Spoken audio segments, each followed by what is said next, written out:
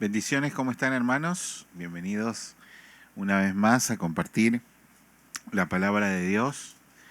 Es un gozo siempre poder reunirnos acá como cuerpo de Cristo, poder estar a los pies del Señor, aprendiendo de su palabra, aprendiendo de todo lo bueno que es Él y realmente del privilegio que es ir envejeciendo y poder ir aprendiendo de la palabra de Dios, ir conociendo poquito a poquito, paso a paso, quién es el Dios que nos salvó, qué es la obra que hizo Jesús, qué es ese hombre que hace 2000 años casi moría en la cruz y que cambió la historia en un antes y un después.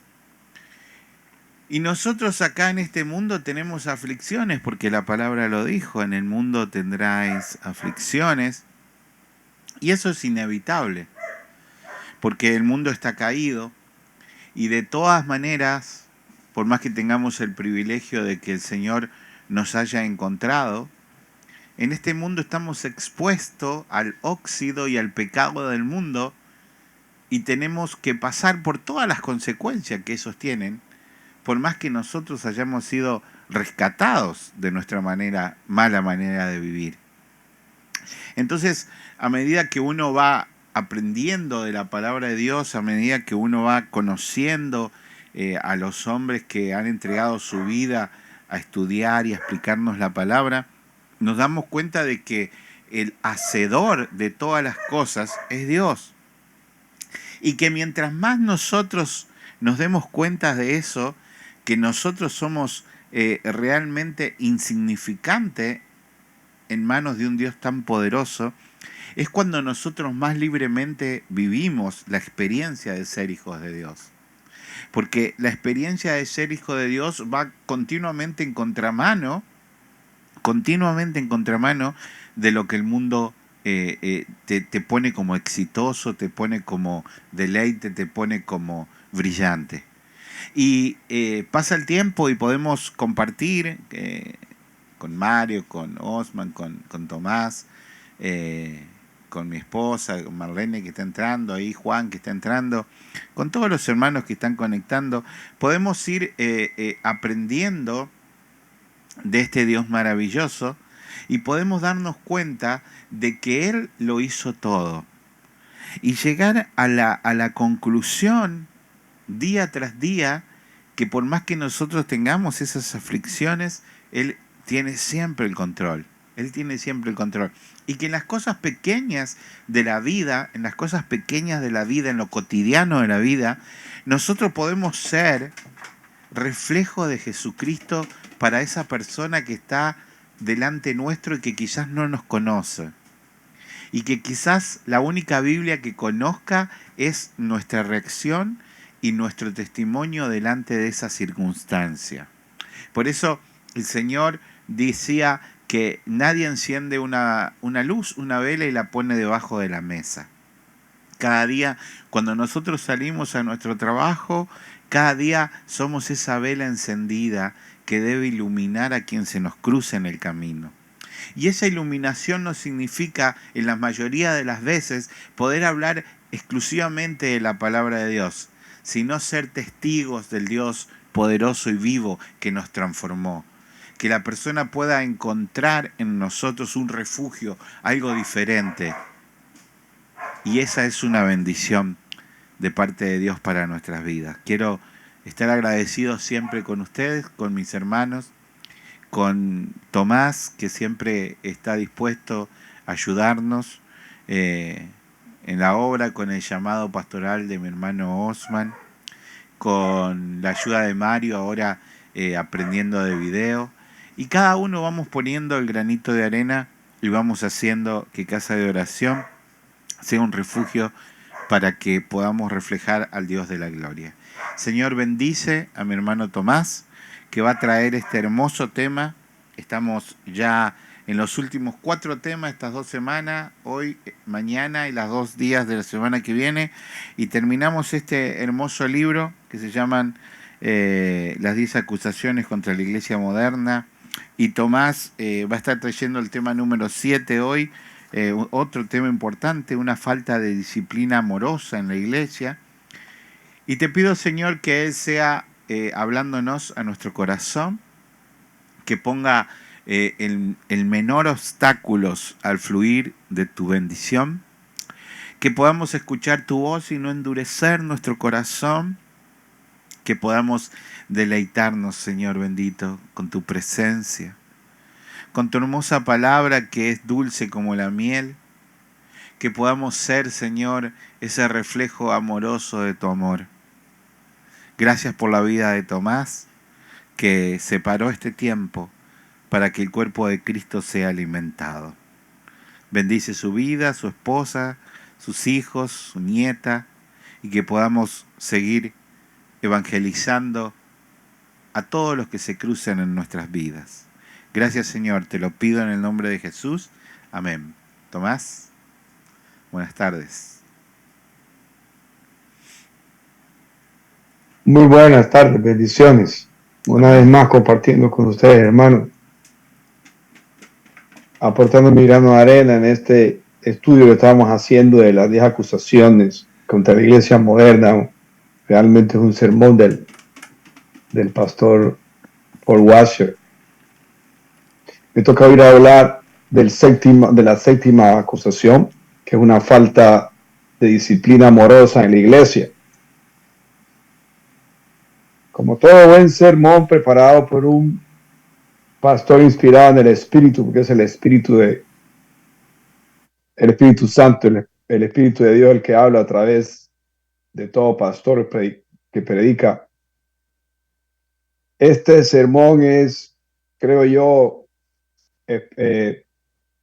expresado de una forma expositiva muy, muy fácil de entender para todo creyente, precisamente porque es el Espíritu que nos está hablando de la palabra que está en nuestra mente y corazón. Es precisamente esta acusación séptima, falta de disciplina amorosa en la iglesia, lo que, en mi opinión, el predicador está haciendo aquí con estas 10 acusaciones. Nos está disciplinando, exponiendo la realidad bíblica, exponiendo qué es la iglesia, exponiendo lo que es la disciplina y cuán importante es, mostrando la ignorancia que existe en cuanto al conocimiento de Dios, carencia no de preparación, sino de vivir la palabra de Dios por parte de muchos predicadores. Entonces, en este punto de la disciplina, es él en realidad, al exponer esa carencia amorosa de disciplina en la iglesia, que él nos está disciplinando amorosamente al exponer todas estas carencias que existen en la iglesia moderna y que él precisamente acusa. Cuando él nos está acusando, nos está exhortando. Vuelvan a la base, practiquen lo que saben. Precisamente para poder ser disciplinados por Dios, nos decía la sexta acusación. En la sexta acusación nos decía el predicador cuando hablaba de la ignorancia con respecto a la naturaleza de la iglesia, de lo cual habló mi hermano, creo que Osman, hablaba en el pasaje que se encuentra en Jeremías 32, de cuán importante es el temor de Dios en el corazón del creyente, porque ese temor ha sido infundado por Dios ahí. Si ese temor no está, significa que la persona puede no ser disciplinada por Dios. Entonces yo quiero comenzar por ahí para poder entrar a nuestro tema de hoy. Vamos a leer, ustedes me imagino lo leyeron en la clase pasada, en Jeremías 32, de los versículos 38 al 40. Leamos del 37, Jeremías del 37.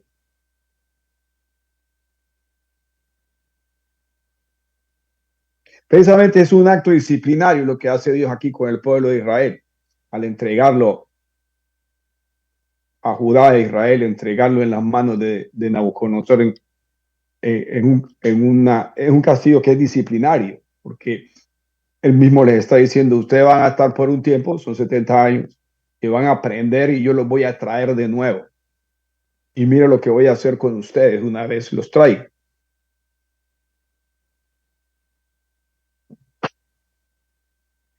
He aquí del 37.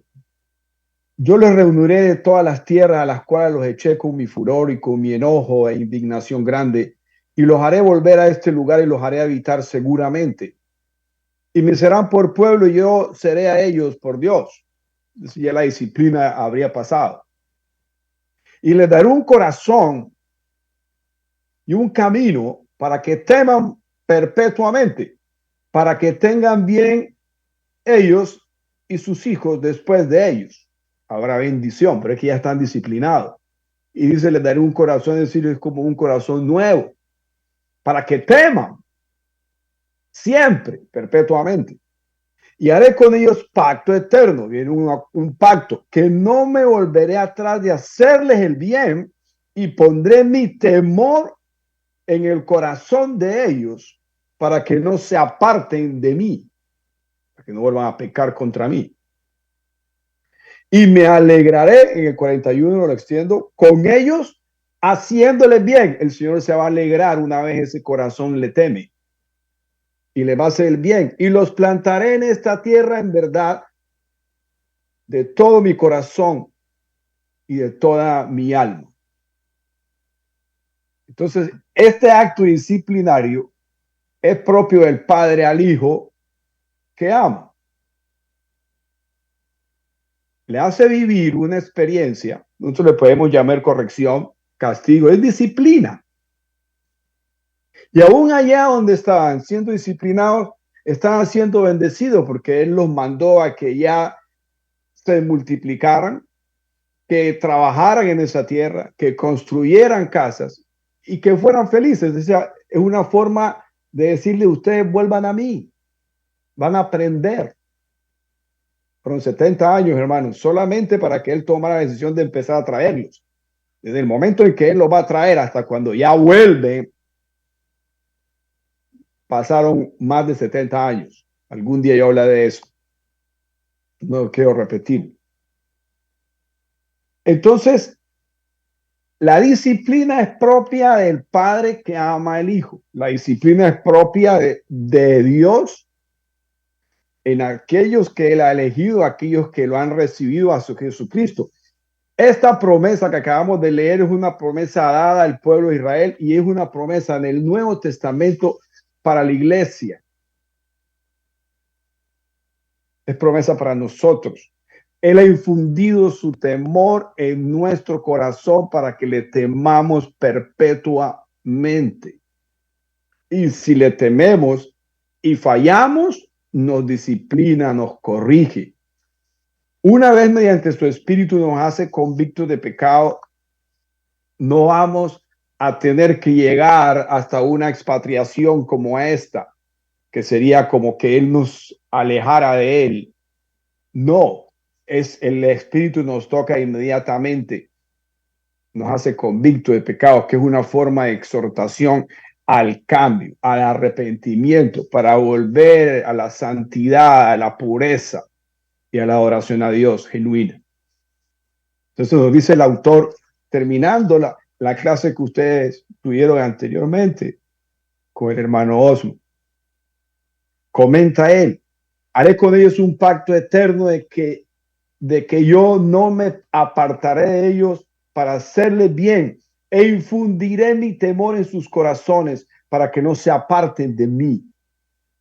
La evidencia de que Dios ha hecho un pacto eterno contigo es que ha puesto el temor de Dios en ti para que no te apartes de él. Es el temor, ¿cómo lo puedo decir yo? Preservativo de Dios, que te mantiene unido a él, porque podemos pecar. Juan nos dice, el que dice que no peca miente, y lo hace a él mentiroso, porque es él el que dice que podemos pecar, pero no practicar pecado. Si te alejas de él y él no te disciplina y tú continúas alejándote de él, es evidencia de que él no ha puesto su temor en ti, porque él dice, voy a infundir mi temor en su corazón para que no se aparte de mí. O sea, en el momento en que la persona comete el error, él viene con su espíritu y lo toca. Y si persiste y persiste, lo disciplina. ¿Por qué? Porque el temor está ahí, porque él lo ha elegido. Si te alejas de él y él no te disciplina y tú continúas alejándote de él, es evidencia de que él no ha puesto su temor en ti. Esta es una evidencia de que no has sido regenerado. En realidad no tienes ningún pacto con Dios.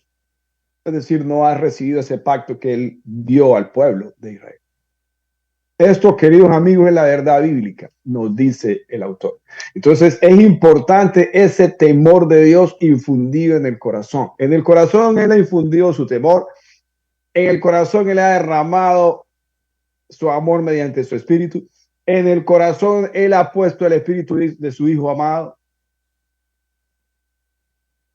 En nuestro corazón está escrita la palabra, de tal manera que no vamos a necesitar que nadie nos enseñe. No hay justificación para alejarse de él y seguirse alejando. Cuando se está alejado de él y se persiste y se toma mayor distancia de él y nada está pasando en la vida nuestra y nos llamamos cristianos y él no nos ha tocado, no nos ha disciplinado, no nos ha sacudido, no nos ha azotado, es porque en realidad puede ser que no ha habido, dice él, el autor aquí, que no ha habido una conversión genuina. La persona no ha sido regenerada. Porque él dice, yo les voy a dar un corazón para que me teman perpetuamente. Corazón de carne, no de piedras. Entonces es fundamental para hablar de disciplina, saber que el temor de Dios debe estar en el corazón del creyente. Y ese temor está en el corazón del creyente regenerado. En este libro de Jeremías, el temor a Dios es valioso, es fundamental. En Isaías 11, que lo hemos leído antes, Dice el Señor, Isaías 11, saldrá una vara del tronco de Isaí y un vástago retornará de sus raíces y reposará sobre él el espíritu de Jehová, el espíritu de sabiduría, el espíritu de inteligencia, el espíritu de consejo y de poder, el espíritu de conocimiento y de temor a Jehová. Eso reposa sobre Cristo. Eso reposa sobre aquellos que hemos recibido a Cristo, ese temor infundido en el corazón, porque Cristo está en nosotros. El versículo 3 de este capítulo 11 de Isaías dice, y le hará, o sea, Dios, mediante ese espíritu que derrama, le hará entender diligentemente en el temor de Jehová. Ese temor enseña, es el centro de nuestra vida. Preserva, nos mantiene unidos a Dios, nos mantiene en la presencia del Señor, como nos lo enseña el hermano Pastor Yenko, cuando predica sobre el temor de Dios. Es estar en la presencia de Dios. ¿Cómo así? Es tanta tu comunión con el Señor que tú le temes y estás unido a Él, porque estás seguro en ese temor.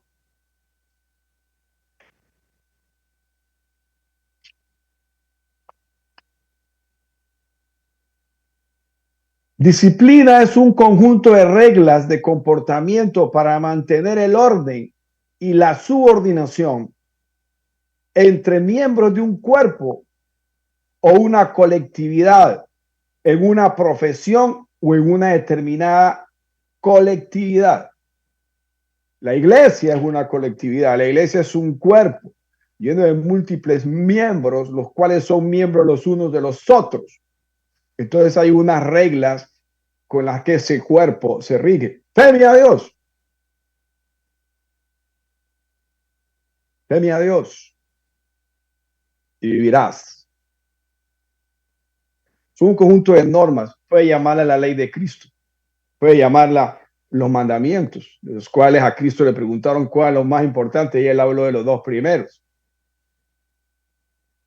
El Señor le dijo al pueblo de Israel, mandamiento número 1, nunca pongas dioses delante de mí. Son normas. No pecar, no, no, no dedicarse a practicar aquello por lo cual Cristo murió para que eso muriera en nuestras vidas, en pecado.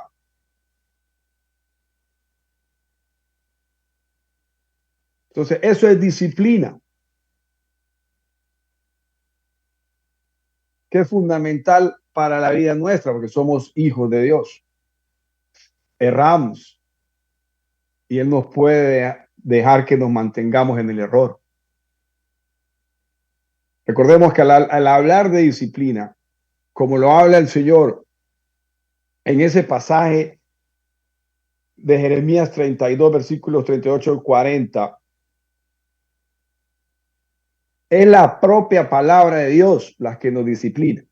Cuando usted exhorta a un hermano, vamos a verlo más adelante, usted le va a hablar es de la palabra de Dios para traerlo al conocimiento de su error.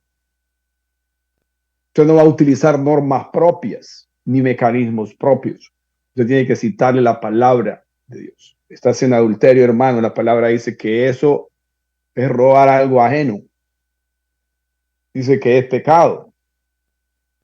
Dice que es un pecado contra tu cuerpo. Estás errado.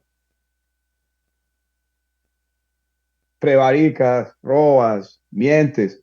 Todo fundamentado en la palabra de Dios. Y cuando se le habla al hermano que tiene anidado el temor de Dios en el corazón, el amor de Dios en el corazón, el espíritu del Hijo en el corazón, esa persona, mediante esa exhortación, va a ser tocada y traída al arrepentimiento y restaurada. Lo vamos a ver más adelante. Dice, ustedes restauran al hermano que ha pecado. Usted lo restaura mediante la exhortación.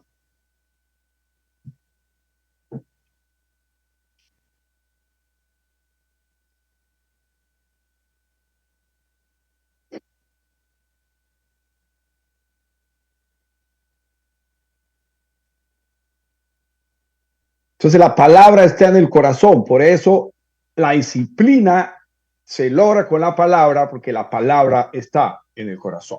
Estamos todavía en Jeremías. Leamos el capítulo 31, el versículo 31. Es de hacer una conexión con lo que anteriormente estudiamos. Jeremías capítulo 31, versículo 31 al 34. He aquí vienen días, dice Jehová, en los cuales haré nuevo pacto con la casa de Israel y con la casa de Judá. Un nuevo pacto, porque el primero es raro. No como el pacto que hice con sus padres el día que tomé su mano para sacarlos de la tierra de Egipto, porque ellos invalidaron mi pacto, lo invalidaron, lo cancelaron, aunque fui yo un marido para ellos, dice Jehová. Pero este es el pacto que haré con la casa de Israel después de aquellos días, dice Jehová. Daré mi ley en su mente y la escribiré en su corazón. Y yo seré a ellos por Dios, ahora sí, con esa palabra en esos dos sitios. Y ellos serán ellos me serán por pueblo. Y no enseñará más ninguno a su prójimo, ni ninguno a su hermano, diciendo, conoce a Jehová, porque todos me conocerán, desde el más pequeño de ellos hasta el más grande, dice Jehová, porque perdonaré la maldad de ellos y no me acordaré más de su pecado, porque la palabra está ahí, esa palabra los corrige. Esta palabra tiene que ser avivada con la exhortación de cada hermano por el hermano errado o al hermano errado. Así de sencillo. Nosotros tenemos ese privilegio que al errar nos pueden hablar por múltiples partes. Un hermano, una prédica, el mismo Dios por su espíritu en oración y nos llama a corrección. Esa es la forma como nosotros nos movemos y crecemos mientras estemos en este peregrinar terrenal hasta que lleguemos a la gloria eterna en perfección absoluta, donde ya no hablaremos más de pecado, ni de lágrimas, ni de llanto, ni de dolor, ni de enfermedad. Pero aquí estamos siempre, como dijo el hermano, en esta oxidación que sucede en el mundo. Estamos expuestos. Entonces tiene que estar el Señor por su espíritu que obra en cada uno de nosotros, exhortándonos para corrección, usando al uno para corregir al otro, porque es Dios en últimas el que hace toda corrección. Es Él en última el que da una disciplina. Una disciplina no siempre es un castigo, puede ser, pero la disciplina viene exponiendo la palabra, llamando la atención, sonando la trompeta para que la persona despierte, para que nosotros despertemos.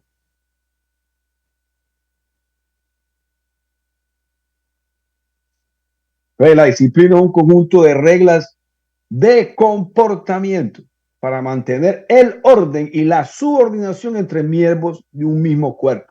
Eso es perfectamente bíblico. Someteos los unos a los otros en el temor de Dios. Someteos los unos a los otros en el temor de Dios. Si estamos sometidos los unos a los otros fácilmente mediante la predicación de la palabra, podemos nosotros llamar a un hermano a corrección. Nosotros no lo vamos a ir a juzgar.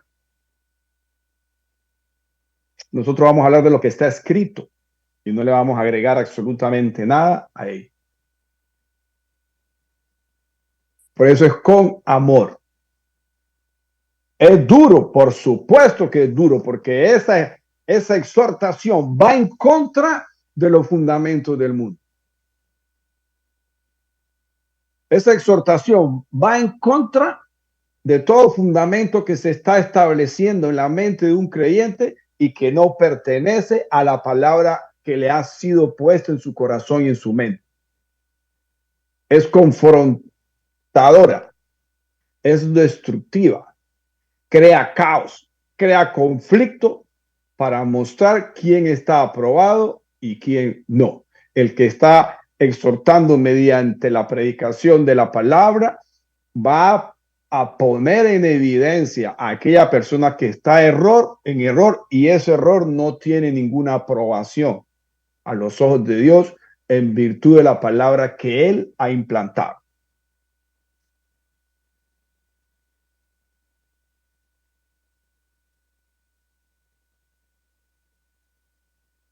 La disciplina no agrada a nadie. A nosotros no nos agrada la disciplina. En las 7 cartas que el Señor escribe a la iglesia en Apocalipsis, Él entra a exhortar. Comienza hablando de lo bueno que han hecho y luego entra el error. Y después de que expone el error, o sea, exhorta, llama al cambio. Y luego aparece el premio que va a recibir la persona al hacer el cambio.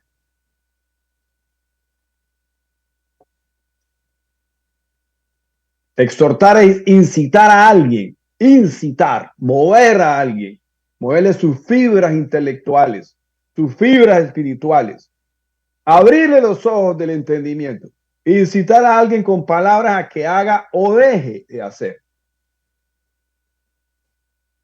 O sea que la exhortación puede exponer el error de la misma manera que puede exaltar lo bueno y estimular para continuar haciendo.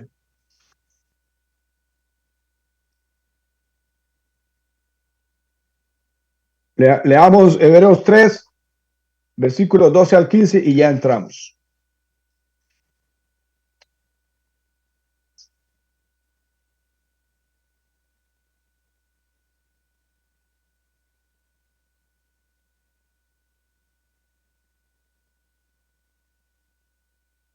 Hebreos capítulo 3, versículo 12 al 15.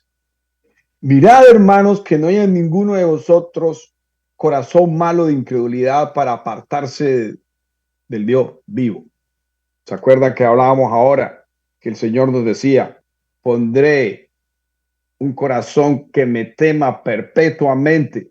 Voy a infundir mi temor en su corazón para que no se aparten de mí y para no dejarles de hacer siempre el bien a ellos y a los suyos. Entonces, cuando alguien se está apartando es porque la incredulidad está imperando. En el corazón de la persona está la palabra de fe que nos ha sido escrita, hablada en el corazón. Entonces, cuando la persona empieza a apartarse es porque la incredulidad está obrando. ¿Por qué? Porque la fe se ha ido a otro lado, se está creyendo otra enseñanza, se está creyendo otra doctrina, se está atraído por otro Dios. Por eso es que el que tiene amores con el mundo, el que tiene fe en lo del mundo, se forma como un enemigo de Dios. No dice, creo que es Santiago.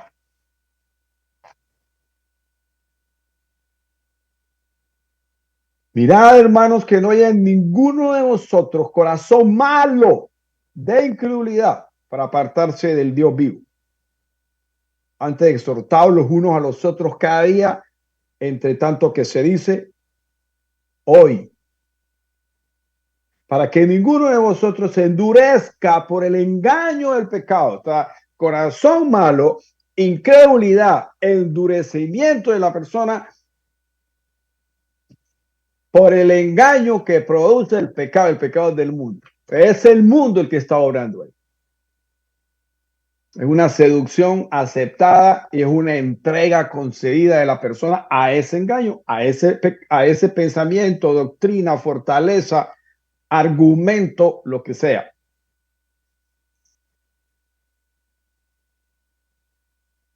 Porque 14, porque somos hechos partícipes de Cristo con tal de que retengamos firme hasta el fin nuestra confianza del principio. O sea, no desfallezcas, no te desvanezcas, no te envanezcas. Persiste en lo que has recibido, no cambies nada. Resiste, aguanta, haz la voluntad de Dios y recibirás las promesas. El mal y las tinieblas saben quiénes somos nosotros y qué hemos recibido y a qué estamos llamados. Entonces Él viene a sacarnos de esa gran voluntad de Dios. El engaño es muy sutil, como el del Edén. Porque somos hechos partícipes de Cristo con tal que retengamos firme hasta el fin nuestra confianza del principio, entre tanto que se dice, si oyereis hoy su voz, por eso antes decía hoy, no endurezcáis vuestros corazones como en la provocación. Hay un ejemplo. Todas las cosas que han pasado y que nos han dicho nos han sido dichas, que nos han sido expuestas, dice el apóstol Pablo, es para nuestro bien, para que aprendamos, para que no las repitamos. Porque aquellos que fueron sacados por la mano de Dios fallaron a ese pacto, ya lo leímos, y ahora hay un nuevo pacto. Entonces no volvamos a cometer el mismo error, porque ellos no entraron a la tierra que había él prometido. Y nosotros ahora, si cometemos el mismo error, no podemos entrar en su reposo. No hay que endurecer el corazón, otra vez el corazón, ahí está la palabra, ahí está el amor, ahí está el Espíritu de Dios, pero ese corazón se endurece por el engaño, por la incredulidad, se vuelve malo. El engaño del pecado. Entonces no endurezcas tu corazón cuando oigas. Puede ser duro, fuerte, calla, recíbelo y vete a la casa y medita. Simplemente puede ser, hermano, voy a meditar en lo que usted me ha dicho. No endurezca el corazón. No, es que yo no he hecho eso. No, es que yo no tengo otra. No, es que no, es que usted sabe que sí. Por eso es que el orden está así. El hermano peca y va a otro a restaurarlo cuidándose de no ser tentado. Y si él persiste en que no, se llevan dos más porque debe haber testigos. La ley misma, la palabra nos dice, tiene que haber testigos. Y esos dos testigos van allá porque estos dos también saben.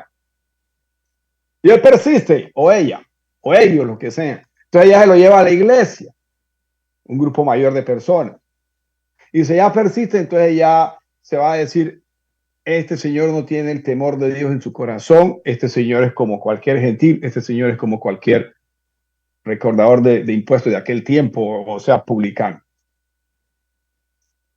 Por eso lo que vamos a estudiar ahora nos dice, no comienza la disciplina excomulgando a la persona, o sea, sacándole la comunión del cuerpo de Cristo. No comienza por ahí, no comienza por el castigo. La disciplina comienza con la exhortación, un llamamiento al reconocimiento de pecado y arrepentimiento.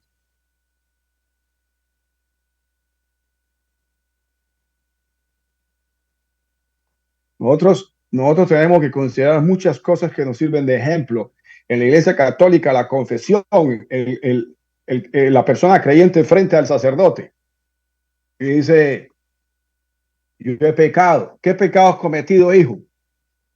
Esto. Tú has pecado, reconoce que has pecado. Sí, bueno, entonces le manda una penitencia. Acá nosotros, con la palabra, decimos, sí, hermano, usted bien hace en reconocerlo porque pecado es. Arrepiéntate del Señor. Usted no le va a poner una multa. No es que lo va a mandar a la casa o que solamente lo va a sacar del ministerio. Todas esas cosas son laterales. Lo importante es arrepiéntase, porque usted entró aquí fue mediante reconocimiento de pecado y arrepentimiento. Ahora usted ha reincidido, pero todavía está en el cuerpo. Y si se ha arrepentido, demuestra que usted tiene el temor de Dios en su corazón. Entonces, hermano, arrepientas. Vamos a orar. Apartes. Aléjese de lo que estaba haciendo, venga, concéntrese, involúcrese en el cuerpo, sumérjase en las aguas del Espíritu, vaya, trate con Dios. Yo voy a estar orando por usted y le lee la palabra para restaurarlo.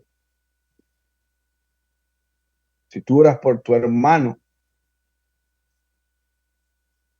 por cualquier pecado que le haya cometido, pecado no de muerte, este vivirá. O sea que es que el hermano se ha muerto, parcialmente se ha muerto y va a volver.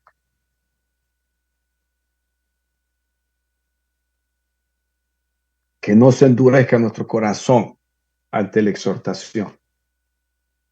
Por eso a veces escuchamos prédica sobre prédica y dice, oiga, por donde voy la prédica es la misma, algo está pasando, algo te está diciendo el Señor. Puede ser un error en ti, puede ser un error alrededor tuyo, Él quiere que tú escucha. No creas que porque te están repitiendo es que coincidencialmente están apareciendo las cosas. No, cuando Dios está repitiendo y repitiendo y martillando, algo está pasando. Mira qué es para ti, si estás bien, bueno, entonces mira alrededor para que obres. Vamos a entrar. Gracias, Señor. Entonces vamos a hablar de la acusación número 7, una falta de disciplina amorosa en la iglesia.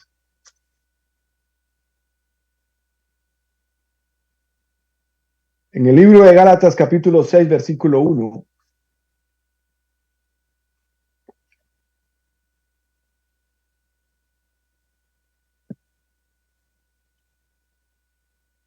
Hermanos, aun si alguien es sorprendido en alguna falta, ustedes que son espirituales, restáurenlo en un espíritu de mansedumbre, mirándote a ti mismo, no sea que tú también seas tentado. Entonces aquí nos está hablando de una falta en la que es sorprendido a alguien. En forma espiritual, porque espirituales somos, ir a restaurarlo. Restaurarlo es traerlo de vuelta, que vuelva al camino, que viva. Con espíritu de mansedumbre, el mismo espíritu en su fruto tiene eso. Con tranquilidad, con mesura. ¿Puede ser fuerte tu voz? Claro que sí. No va a despertar a un dormido con susurros, pero en forma mansa. No va a dañar al que tan dañado está, lo va a despertar. Cuando él despierta, dice, me habló fuerte, pero no me dañó. Tocó en mi herida. Sí, pero no tocó mi cuerpo completo. Por eso es un acto espiritual, no carnal. Los fariseos lo hacían en forma carnal. Tú no conoces la ley de Moisés. Tú naciste en pecado, le dijeron al ciego que Jesucristo hizo ver. Uno de los ciegos que Jesucristo hizo ver. Nosotros somos discípulos de Moisés. Tú eres un pobre pecador porque naciste ciego. Y sabían que ciego era de nacimiento y ya tenía más de 30 años y lo tenían al frente viendo y la gente daba testimonio de que veían. Entonces ellos estaban hablando carnalmente. Entonces restáuralo en el espíritu de mansedumbre, cuidando de sí mismo para no ser tentado, porque es que del otro lado hay tentación y esa misma puede tocarte a ti, porque el pecado es dulce.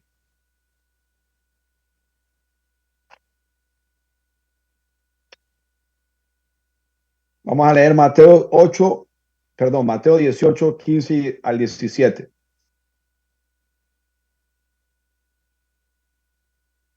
Si tu hermano peca, ve y repréndelo a solas.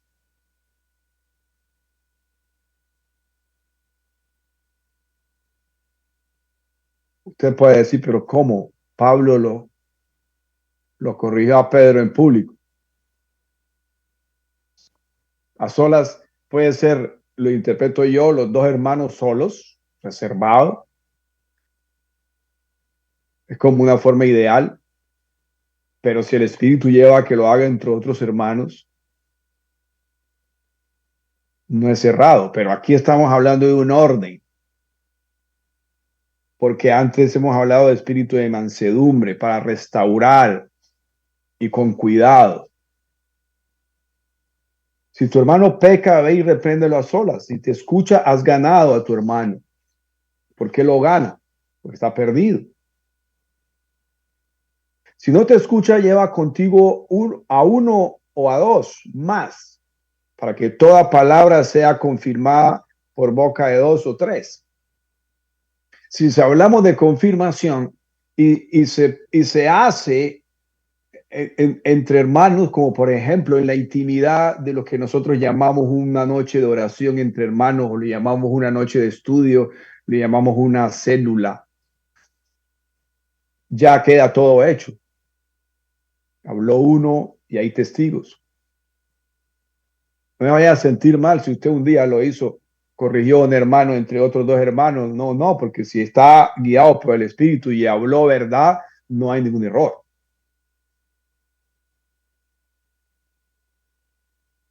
Y si rehúsa escucharlos, llevando uno o dos, dilo a la iglesia. Y si también rehúsa escuchar a la iglesia, sea para ti como un gentil y el recaudador de impuestos. No va a pensar que tiene que excomulgarlo, tiene que sacarlo de la congregación. Lo va a considerar fuera del cuerpo de Cristo.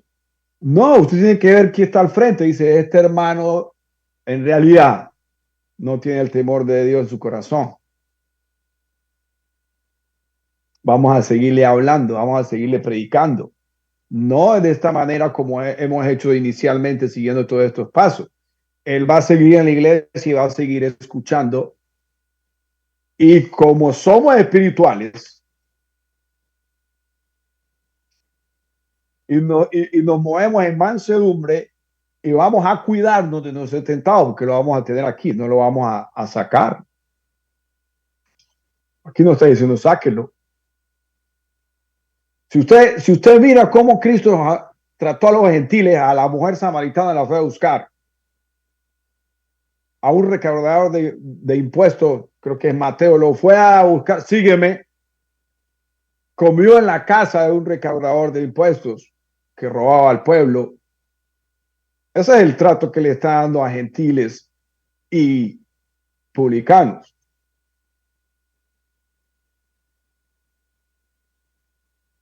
Yo lo digo así abiertamente y sin temor a equivocarme.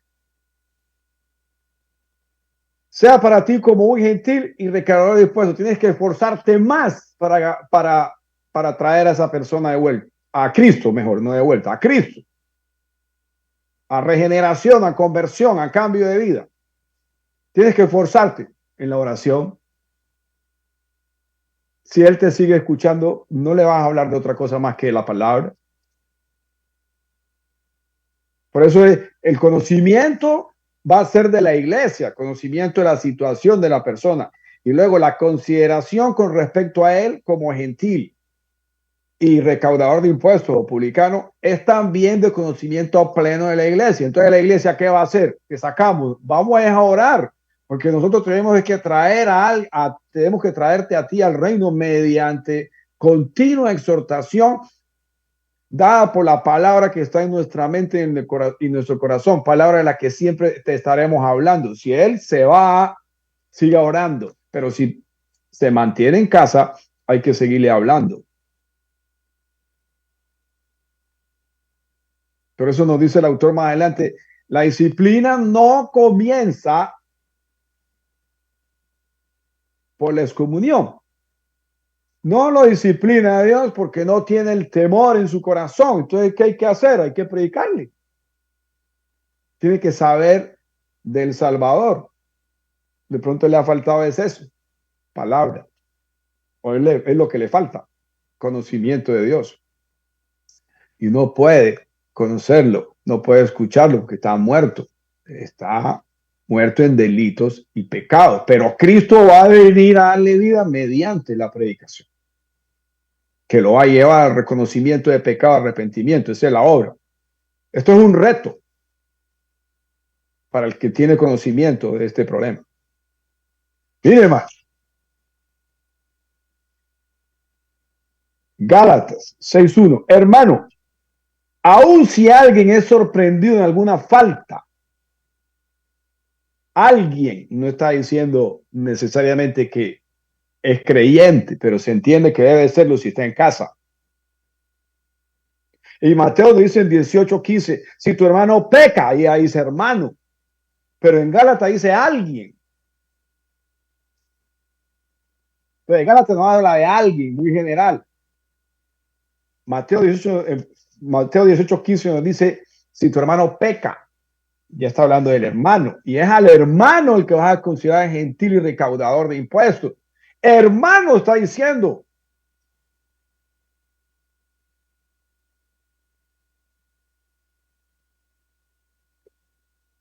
Es un hermano. Es alguien que está en casa.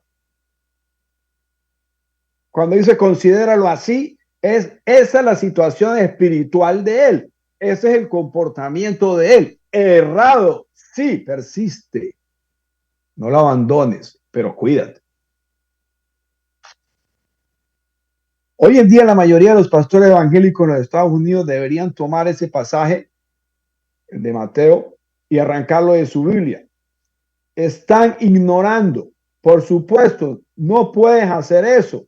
Debes seguir toda la Biblia o nada.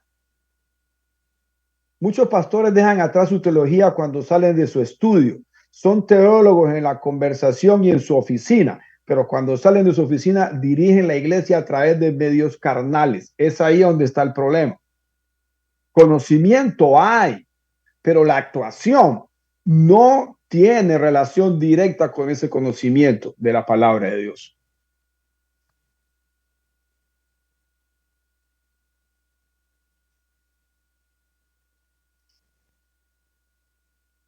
Voy a saltarme un poquito. En la página siguiente, 85. Algunos podrían decir, no podemos practicar la disciplina, simplemente somos demasiados amorosos. Pregunta el autor, ¿eres más amoroso que Jesús? Él es quien ordenó esto. Hay que exhortar al hermano. O dices, pero causará tantos problemas. Tienes razón. Quizás por eso no hay mucha diferencia entre la iglesia y la cultura mundana de hoy, pues no estamos confrontando la cultura que nos rodea. Lo que nos está diciendo aquí el autor es que el problema que hay con el hermano de algo que entró de lo que nos rodea. El hermano se expuso, o alguien, como dicen Gálatas, se expuso.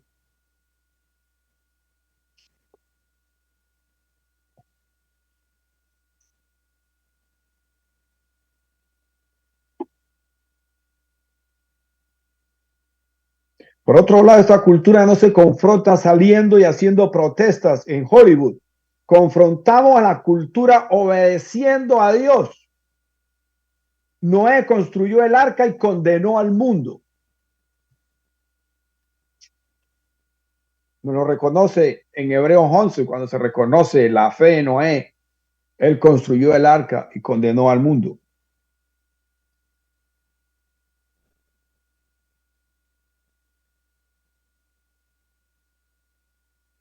No necesitas tener un cartel de protesta, simplemente camina en obediencia y el mundo te odiará. O sea, estás separado del mundo. Es una muestra de que tú no tienes relación con la cultura del mundo. El mundo te odia. Entonces, nosotros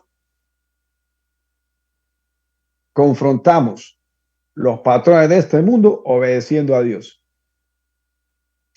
Es fuerte, es duro,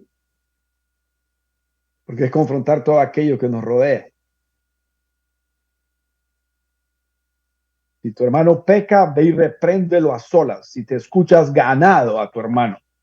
Mateo 18:15. Qué cosa tan maravillosa. Pero si no te escucha, lleva contigo a uno o dos más para que toda palabra sea confirmada por boca de dos o tres testigos. Mateo 18:16. Amigo, los testigos no están ahí para estar de tu lado. No están ahí para escuchar objetivamente y emitir un juicio. Tal vez eres tú el que está equivocado. Existe la posibilidad de que estés equivocado. El apóstol Pablo lo dice. Yo puedo estar equivocado cuando está escribiendo una de sus cartas. Quizás tu hermano no esté en pecado. Tal vez tú estés siendo demasiado crítico y legalista. Por eso, antes de ir a corregir, antes de ir a exhortar, hay que orar, hay que prepararse. Como Jonatán, antes de ir a confrontar a David, enviado por Dios, él oró antes de ir allá.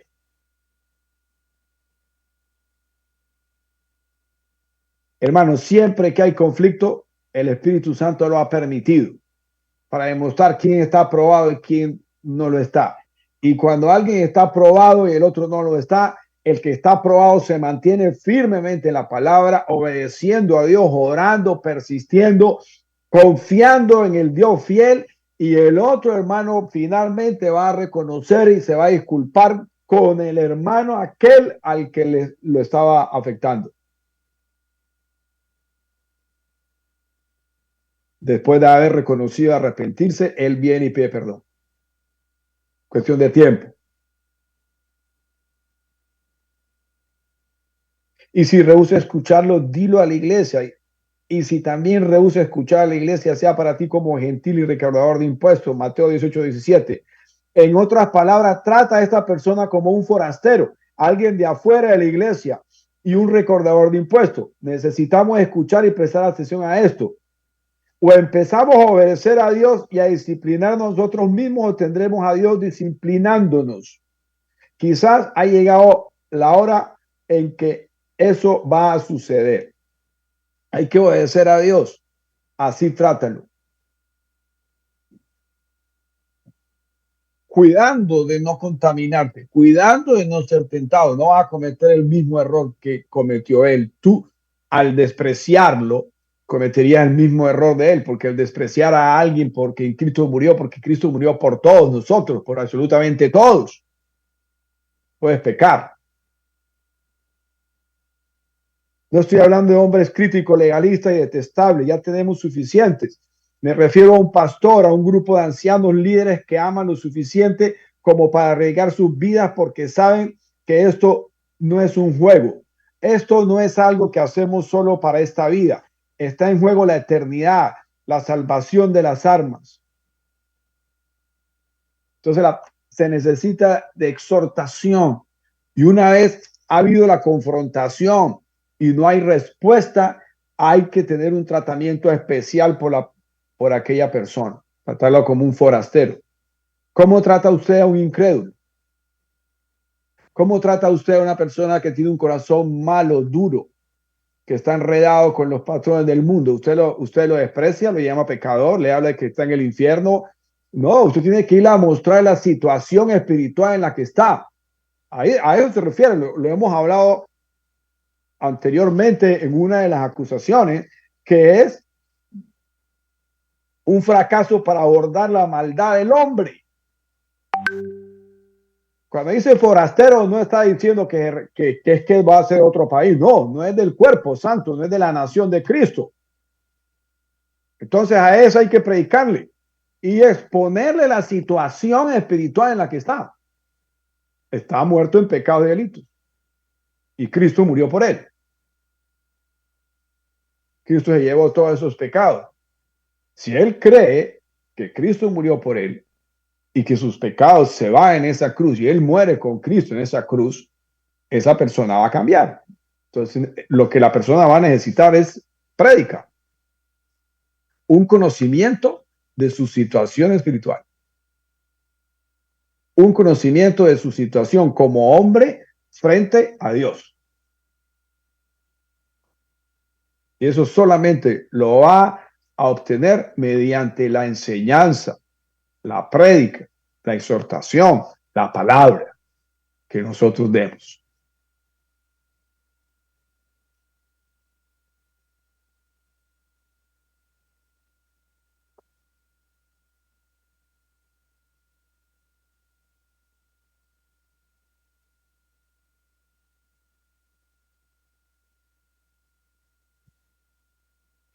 El autor nos dice más adelante en la página 88, creo en el discipulado personal uno a uno,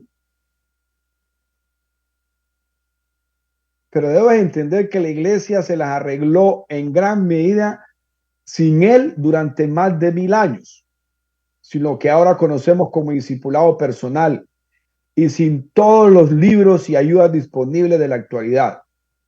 Quiero que pienses en esto. El discipulado uno a uno se volvió gigantesco a finales de los años 70 y sigue siéndolo hoy. ¿Cuál es la queja? Hay tantas personas saliendo de la iglesia como entrando por sus puertas. Y la razón es que no estamos discipulando a las personas. Dicen no. La razón por la que esto está sucediendo es porque las personas no se están convirtiendo. Es evidencia que son inconversos, porque las ovejas de Cristo escuchan su voz y lo siguen, ya sea que los disipules o no. Recordemos, la palabra está en el corazón, la palabra está en la mente.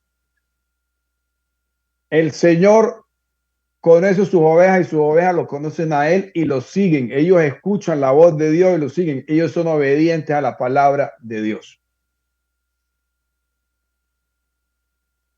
Es muy bueno el discipulado como el que recibimos nosotros, pero eso no es garantía de conversión. En la conversión, en la regeneración genuina, hay una respuesta de la persona a los valores y principios de Dios, a todo el ordenamiento de su palabra. Hay compunción de corazón ante la exhortación, porque el temor de Dios está en el corazón. Por eso empezamos como empezamos nuestra enseñanza hoy. Hay conceptos de famosos como por ejemplo Billy Graham. Un día lo entrevistaron y le preguntaban que a cuántas personas él creía que le había predicado, y él dice que no sabía cuántas, pero que él estaría feliz si él estuviera seguro que toda esa gente a la que le habló, al menos esos unos 5 se convirtieron. Que él predicó buenas prédicas, buenas enseñanzas contundentes que uno las escucha hoy como que fueran de ayer, porque es palabra de Dios, es una palabra actualizada, vigente, la eterna palabra del Santísimo, palabra que está en el corazón de Él y que está en el nuestro. Y hoy se predica y la sentimos, la vivimos. Por eso nos decía ahora el Señor: pondré mis palabras ahí, mente y corazón, y no van a necesitar que nadie les enseñe, no van a necesitar que nadie venga a mostrar, porque ellos mismos ya me conocen. Es la promesa grandísima de Dios. Tú estás con Él, tú estás ahí, Él se expone ante ti. Tú buscas, tú escuchas, estudias. Esa palabra está en ti. Es como un encuentro. Cuando tú estudias, un encuentro entre lo que está adentro con lo que está recibiendo afuera. Cuando lo que está recibiendo de afuera hacia adentro no compagina con lo que hay adentro, tú tienes que rechazarlo. Ahora bien, debemos discipular a las personas, pero esa no es la razón por la que se van. Salieron a fin de que se manifestara que no son todos de nosotros. Primera de Juan 2:19. Si alguien se va de la iglesia totalmente, de la iglesia de Cristo, del cuerpo de Cristo, es porque en realidad no pertenecía ahí.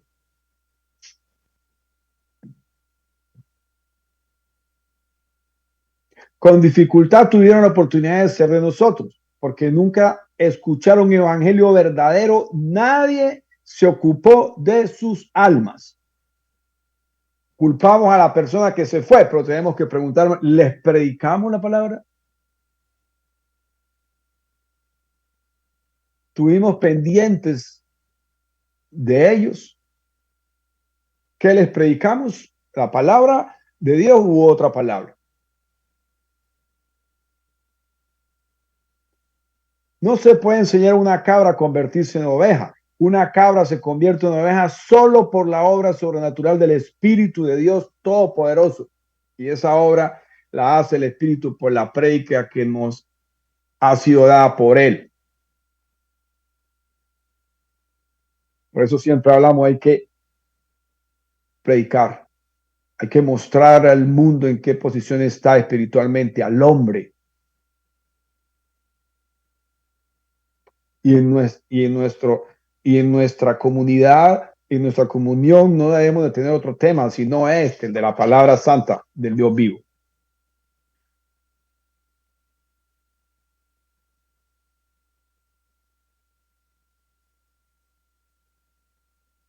Vamos a terminar.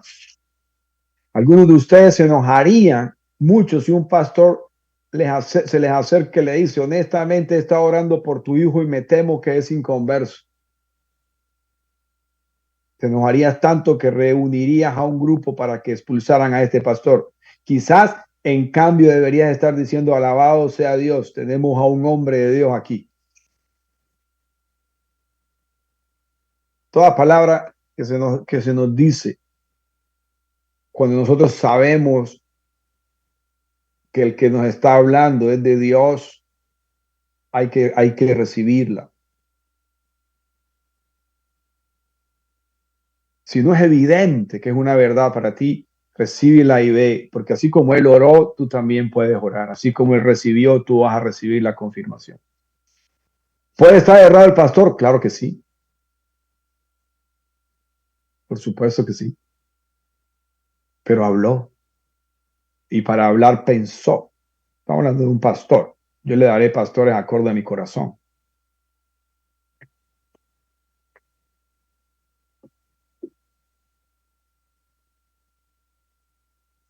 La disciplina de verdad no gusta.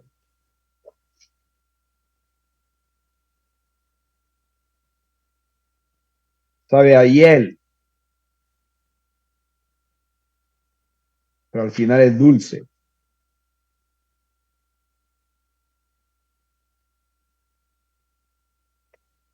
Hay algo que yo aprendí he aprendido en mi vida de fe y lo practico siempre cuando sufro.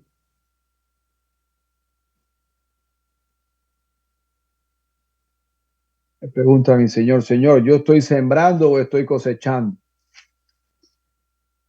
A veces hablo con mi esposa y me dice que me haga la pregunta porque ella sabe que yo la practico. Señor, ¿siembro o cosecho?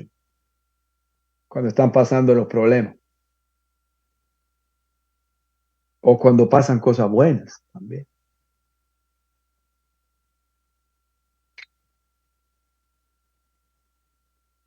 Dios tiene propósitos en tu vida y Él quiere hacerte crecer. Y tus errores son unas oportunidades que Él aprovecha para hacerte crecer cada día más. Puede ser rápido, puede ser lento, es como Él quiera. Cuando Sansón decidió a buscar mujer extraña entre los filisteos, nos dice la palabra de Dios que Dios permitió que esa pasara. Sus padres le decían, hijo, tú tienes mujeres acá, pero ellos no sabían que Dios permitía que eso sucediera. Porque ese juez era quien iba a representarlos a ellos y a defender a los filisteos, pero no tenía esa magistral fuerza. Pero él fue y se metió directamente allá. Allá quedó ciego, preso, objeto de burlas, pero los acabó. Y la palabra no lo dice, que uno se queda como así. Dios permitió que ese nazareo se fuera para allá y perdiera todo lo que había recibido espiritualmente. Ahí dice la palabra que el espíritu lo abandonó, lo dejó. Lo abandonó, no, pues se separó de él. Luego ya corregido, la ceguera, objeto de burlas, oró a Dios, Señor, dame tu espíritu para yo tumbar estas columnas y acabar con esto. Y ahí murió él. Y Sansón está nombrado entre los hombres de fe en Hebreos.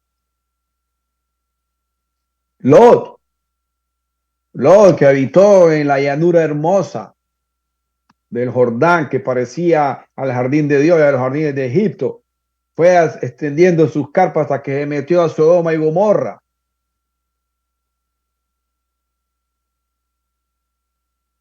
Y Pedro nos dice que el justo Lot afligía su alma ante Dios. Cuando Dios bajó a ver qué era lo que pasaba, porque el clamor de Sodoma había subido a él. Entonces le iba a bajar. ¿Quién clamó? Clamó Lot, porque los demás murieron.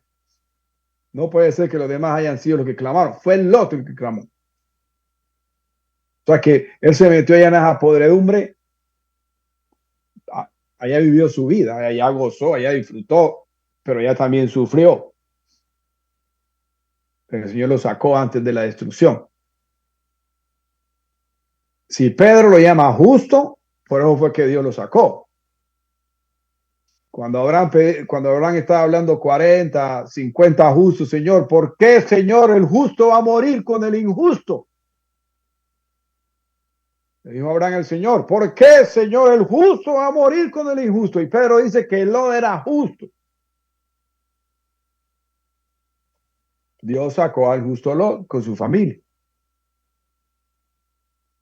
Entonces, cuando está pasando algo en tu vida, a veces uno se pone a reprender al enemigo, o sea, que de pronto Dios lo está permitiendo. Dios es dueño de los malos y de los buenos. Y Dios está en todo en nuestra vida.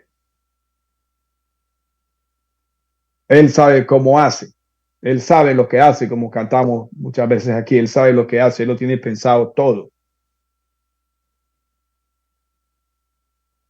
Jonás, terco, hizo una obra maravillosa. No se focaliza en que salvó Nínive y Jonás estaba allá en la orilla del mar bajo el sol recio y el viento caliente. Todavía, terco, no concebía que Dios hubiera perdonado al enemigo, no, y Dios le mostró cuán amoroso era él y cuánto se preocupaba él por todo, hasta por los malos, por niños, por viejos, por jóvenes. Así le hizo ver a Jonás. Jonás tenía que ver al Dios de la gloria expresando su grande misericordia. Él es el único que salva y él salva a quien él quiere. Él tenía que verlo, fue disciplinado. Uno lo dice horrendamente, pero hasta última hora, él aún ahí necesitaba más disciplina, el calor del sol, el calor del viento. El libro de él termina y uno quisiera como que saber más y al final tiene que haber entendido, haberse arrepentido ante Dios. Así es la vida nuestra, nosotros necesitamos de esta disciplina. Esa es la pregunta, cuando sufrimos, ¿sembramos o cosechamos? Si sembramos en gozo, cuando esté en cosecha, gózate. Y cuando llegue la aflicción, medita. Porque las dos cosas las ha permitido Dios para demostrar que Él es Dios y que Él está bajo dominio y poder de todo. Tiene el imperio sobre todo. Tiene la seguridad, la singular máxima autoridad y poder sobre todo. Porque Él es Dios. Por eso le ha puesto ese temor en ti. Para que tú participes de ese imperio que está en Él. Ese reino que Él te ha dado. Terminemos aquí. En Hebreos 3, versículo 12 al 15. Vamos a repetir. Mirad, hermanos, que no haya en ninguno de vosotros corazón malo, incredulidad para apartarse del Dios vivo. Antes exhortaos los unos a los otros cada día, entre tanto que se dice hoy, para que ninguno de vosotros se endurezca en el engaño del pecado. Que somos hechos participantes de Cristo con tal que retengamos firme hasta el fin nuestra confianza del principio. Entre tanto que se dice, si oyereis hoy su voz, no endurezcáis vuestros corazones como en la provocación. No provoquemos a Dios. Aceptemos nuestros errores, arrepintamos ante Él. Disculpémonos con todos aquellos con los que nos tenemos que disculpar y pidamos perdón a todos aquellos al que haya que pedir perdón. Tengamos misericordia los unos por los otros, porque hemos sido partícipes todos de la misericordia de Dios mediante esa fe que hemos expresado en su Hijo Jesucristo. Somos hechos partícipes de Cristo. Por eso tenemos que ser como Él. Señor, gracias. Gracias por tu palabra de hoy, Padre. Tu palabra dice que en un principio toda disciplina es dolorosa e inaceptable por nosotros, pero es para nuestro bien, porque tú, Señor, a todo el que amas, corriges. A todo el que has tomado por tu Hijo, lo disciplinas. Bien lo dice tu palabra en Proverbios 13:17. Si no aprecias la disciplina, te esperan la pobreza y la deshonra. Si aceptas que se te corrija, recibirás grandes honores. Que esta recomendación viva en nuestros corazones, Señor. Tú y yo somos, y en ti confiamos, Señor, Dios fiel. Que tu mano siempre nos sustente. Guíanos por el camino que es tu Hijo Jesucristo, Señor, no dejando que nos apartemos de Él. que todos, Señor, yo primero, aprendamos a exhibir la oportuna corrección que viene de ti. Gracias, mi Dios. Decimos estas palabras en el nombre de tu Santo Hijo Jesucristo. Amén. Amén y amén. Gracias, hermano. Bendiciones. Gracias, pastor. Bendiciones, Tomás. No sé si me escuchan. ¿Sí? Amén. Muchas gracias, Tomás. Es un tema lindo siempre. Parece que repetimos lo mismo, ¿no? Pero es un tema tan importante porque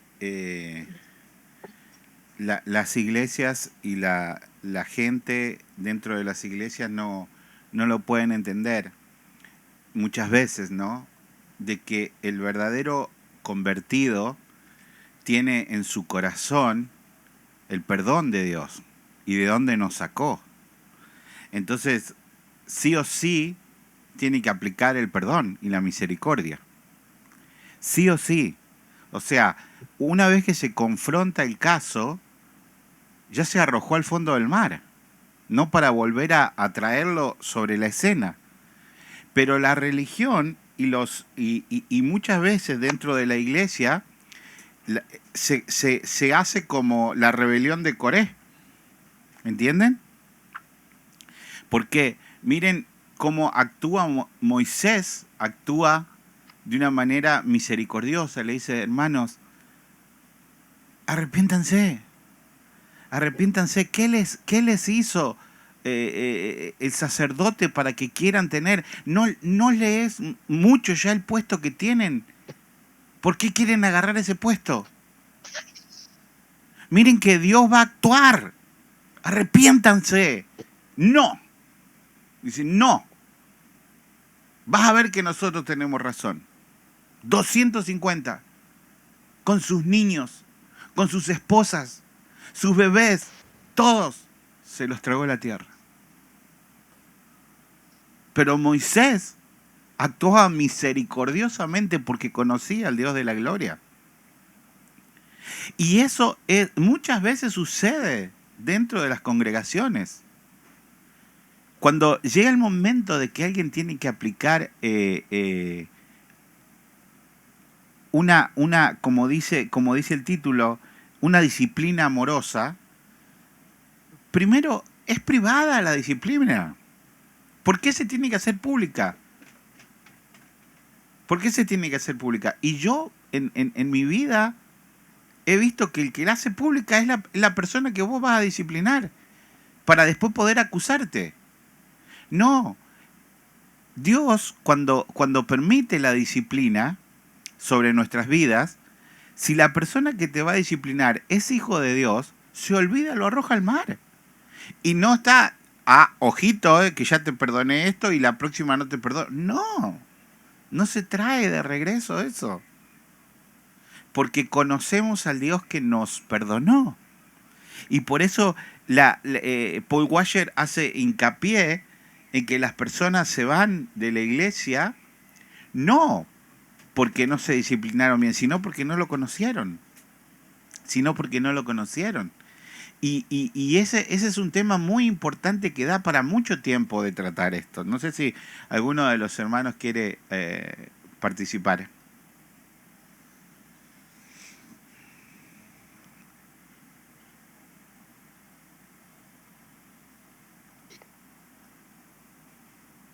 Ya estamos llegando al final de este libro hermoso. Y les invito yo a que puedan rever lo que dio Tomás, no solo acá en el video que queda, sino también en el libro, ¿no? Una disciplina amorosa. Claro, pero los pastores dicen, wow, qué falta de amor, no sé si no el mismo Paul Washer, sería que si llevo a mi esposa con cáncer, el médico dice, no, para que no pases un mal trago, le voy a decir que no tienes nada, que tome una valla aspirina. Y eso es lo que sucede. Hoy Fui hasta la casa de mi hermano Osman a la mañana y con Milagros y con mi hija Milu, que está recuperándose de la cirugía. Y Milu me dice, papá, ¿a vos te gusta ser pastor? Me hace esa pregunta a ella. Y yo le digo, a mí me encanta ser pastor y sé el precio que hay que pagar por eso, porque predicar la palabra de Dios eh, es bien duro. Y ella me mira y me dice, pero eso es lo que dice la Biblia. Eso es lo que dice la Biblia. Así que si querés ser pastor, tenés que aguantarte lo que dice la Biblia. Y esa es una verdad. Esa es una disciplina de parte de Dios. Es una disciplina de parte de Dios. Si te gusta el llamado, si has sido llamado y tu corazón se siente feliz por ese llamado de Dios, perfectamente sabemos que va a ser duro. Es difícil ser Jeremías, es difícil ser Moisés, es difícil ser Pedro, es difícil ser Pablo, nos encanta ser David, pero qué difícil, cómo terminó sus días, cómo vivió con sus hijos. No es fácil y nunca va a ser fácil. Es duro, pesado, y cuando se tocan estos temas, como este libro, se hace como pesado, pero es la verdad. La disciplina amorosa es la verdadera. Así que muchas gracias, hermanos, una vez más por este tiempo. La paz del Señor. Mañana nos vamos a encontrar con un silencio sobre la separación, el tema 8, el tema 9 de la semana que viene y tema 10, y se termina este libro. Gracias, Mario, por conectarnos hoy. Vamos a ir aprendiendo un poquito más a que podamos hacer share la Biblia y todo eso. Gracias por la predisposición. Gracias, Tomás, como siempre. Saludo a la familia. Ahí vamos a pasar por las dalias. Ya están. Ya estamos en la época. Un Sí. abrazo a mi papá. Hermano Gerardo escribió que se disculpaba porque tuvo que salir de viaje y no pudo conectar. ¿Quieres decir algo, papi? No, os lo saludaba el hermano Tomás. Bendiciones.